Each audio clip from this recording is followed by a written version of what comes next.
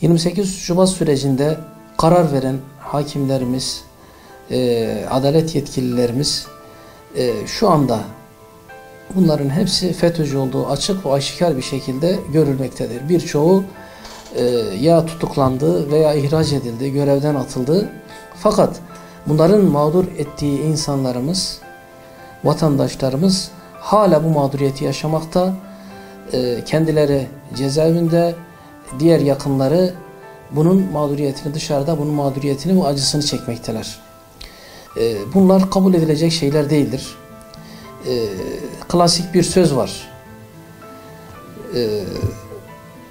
Bozulacak şeyleri tuzla temizleriz. Eğer tuz bozulmuşsa ne yaparız? Şimdi burada eğer adalet sisteminde bir aksaklık varsa bizim adalet sistemimizin temizlenmesi gerekir.